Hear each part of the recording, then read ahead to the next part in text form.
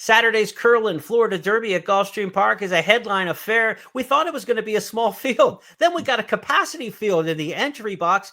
And what happened? The four favorites in the race drew the four widest post positions. What impact might that have on the race? Maybe not the outcome, but certainly the strategy, Jeff Siegel. We've got Forte, the big favorite in post 11. I don't think it's going to hurt him. As a matter of fact, I would rather be out there than stuck inside, because when you're inside, even though there's a short run of the clubhouse turn, if you're not quick enough to make the lead or get close up, and I don't think Forte really wants to run that way anyway, there's a chance you might get shuffled back, you might get swallowed up, you might get blocked.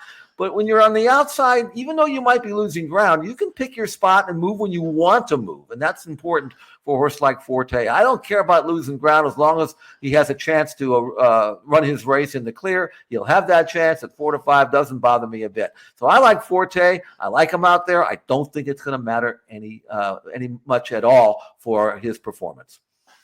You know, WNL is a horse who's got kind of an even grinding running style. He's probably more subjected to a wide trip from out in post 12 than Forte, who might be a little bit more pace versatile and a better finisher. Not a good draw, certainly, for the 12 in here, given the running style. A couple stats for you that we've seen here at Gulfstream Park over the years. There have been 11 races, Jeff, at 1 1/8 over the last 5 years with fields of 11 or more at Gulfstream.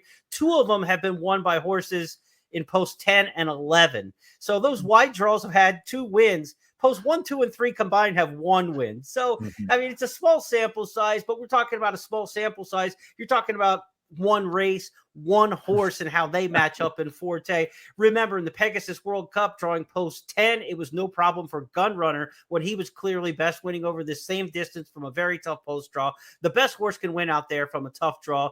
I don't think it's going to have a big outcome on the race, but some of those horses who have more of an even, grinding running style, they could be subjected to some ground loss on the first turn, and they may not just have the speed and the finishing ability to make up for that. But the post position, certainly an interesting twist in this year's Curlin, Florida Derby.